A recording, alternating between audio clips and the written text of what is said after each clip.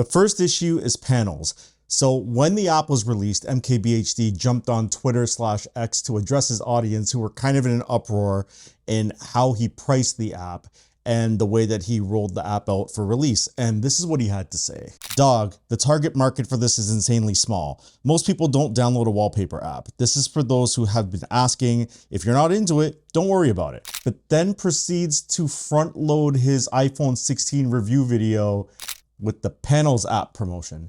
Not exactly the most niche audience, Mr. Brownlee. My name is Sean, welcome to Tech Mixer, and if you watch YouTube tech content, then you're probably aware that Marques Brownlee, aka MKBHD, has been kind of going through it lately. And to be honest, with his latest stuff, I'm a little disappointed, but not for the reasons that you think. As a matter of fact, I'm actually a little concerned. More on that later. A few years ago, Marques was a guest on the Colin and Samir podcast, and when he was asked about the revenue streams for his YouTube channel, this is what he had to say about it. You're not taking any advertising dollars from any tech companies. No. So you have to, I mean, a lion's share, I would assume, is AdSense. YouTube, yep. YouTube AdSense. Yep. Obviously, things change and businesses will expand, but the issue, at least one of the issues that a lot of us are having, is that it just seemed like a very long ad for DJI, which is pretty funny actually, considering I recently roasted them and dragged them in a YouTube video. But we'll get into the driving stuff a little bit later on. So my main motivation for making this video, and if I'm being honest, it's the main issue I'm having with Marques at the moment, is that it's like this newfound disingenuous behavior from Marques and his team. And let me be clear about this, is that I've been watching this dude for a long time. I think the very first video I watched from him was in 2014 when he did his desk setup tour after he finished his exams in college.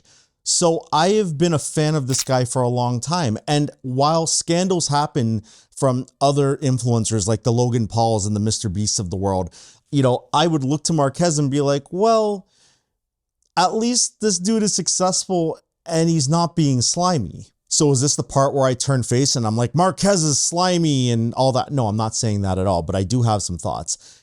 And the first is that between the Panels fiasco and this super like commercial for DJI that he recently shot, it's getting very hard to ignore what's happening. And, you know, am I going to sit here and say that he didn't deserve the credit that has gotten him to almost 20 million subscribers at the time of filming this? No, I'm not going to say he doesn't deserve the accolades that he's attained. But am I going to defend his actions? Also, no. I think as people, when influencers, they come across a specific way and they have these like standards and values that they uphold. And the problem is that when that breaks, like when they shift from that, you know, it's kind of disheartening, especially with Marques, because for such a long time, there was this like character, or rather this persona that he really embodied. And I'm not saying that he's not that, but that's what he embodied all these years. And to see him break from that, it's really hard to watch. And I understand, like, look, people change, sure. But this seems really abrupt. Obviously, Marques is a huge influence for me, okay? Him and his team. And the success that they've garnered is nothing short of amazing.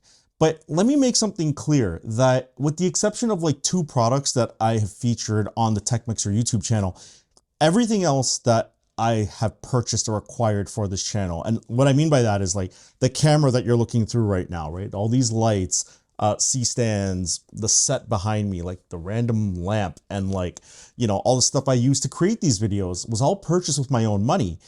And it's not YouTube money. Like, I'm about to get another payout for, what is it, $100 from YouTube. So I think my grand total from when this channel started in November of 2021 is like $550. Let me be clear, that is not exactly the diamond standard of a business model.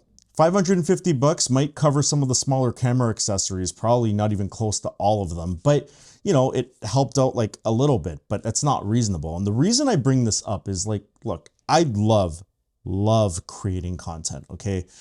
And I am inspired by a ton of people on YouTube, right? A lot of people on this platform inspire me, but the reality is that time just isn't on my side.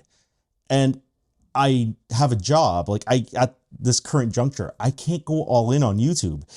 And I have a lot of commitments outside of that job, you know, and then when I find time, unbeknownst to you guys, because I don't really post a lot of it on the channel, but I spend a ton of time trying to make better quality videos, if you even consider this video any good.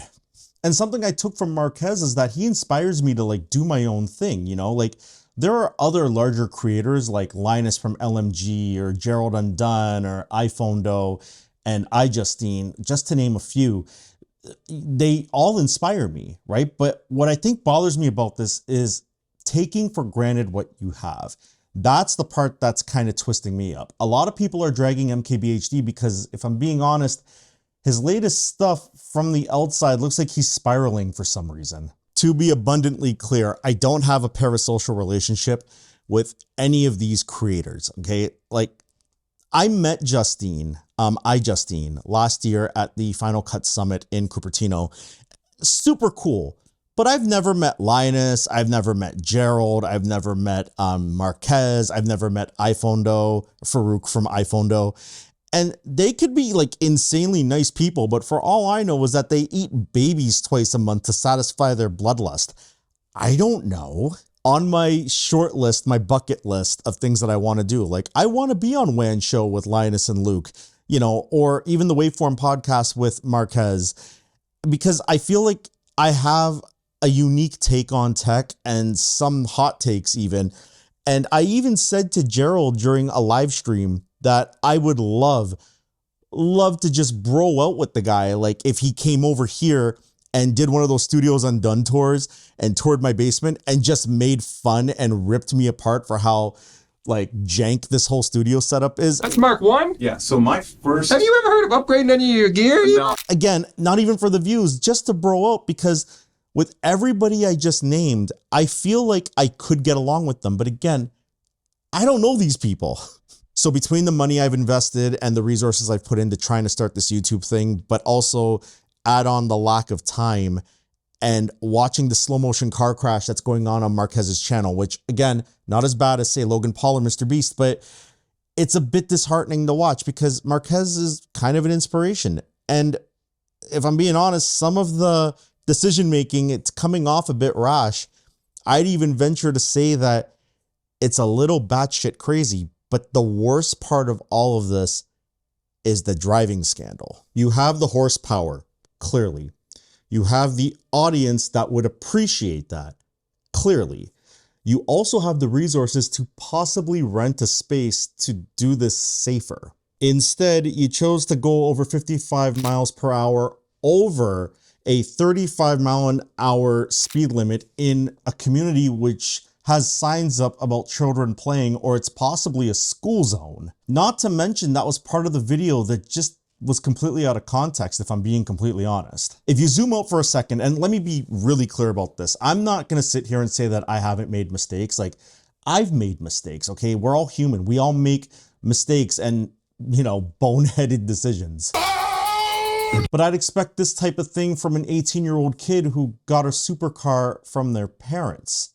My man, like, I respect you. I love what you do. But dog, you're in your 30s. This is starting to look from the outside looking in. It's bordering on elitist entitlement. And the thing is, I'm gonna say this in your defense, I don't know your personal life. So there's a lot of things that ran through my head that could be going on to give you the benefit of the doubt. Like, maybe you're just completely burnt out. Maybe you're getting terrible advice from somebody, you know, or maybe you're going through something personal that frankly is none of our business. And that's fine, but I hope that what just happened serves as a wake-up call, because the thing is, this scandal, it could have been a lot worse. You could have actually hurt someone, hurt yourself, or done worse than hurt people, if you get what I'm driving at. I'm not boycotting you. As a matter of fact, I respect what you do and I love what you do. Like, I smile ear to ear when I see certain videos of yours, like your first tech video, which was, what was it? The remote control for the HP Pavilion, you know, or the time you interviewed Kobe Bryant, or when you were on Colin and Samir's podcast and you talked about the amount of money that you spent to get the motion control robots. How much does this cost? This was $250,000. Obviously not worth it. But here's the thing. That stuff makes me smile. Like that's amazing. But I also feel like you're taking it for granted. And maybe it's not my business to tell you you're taking it for granted, but that's how it looks to a lot of us. And the thing is, I'm also of the belief that there are moments in our lives that will define us and will make us humble ourselves and take stock in what's important. And I really hope that this situation will put that into perspective for you, that this was that moment for you. And it's kind of a wake-up call. So Marques, that's my, I guess, letter to you about everything that's going on. And that wraps up the video. My name is Sean. This has been Tech Mixer, and I'm out. Peace.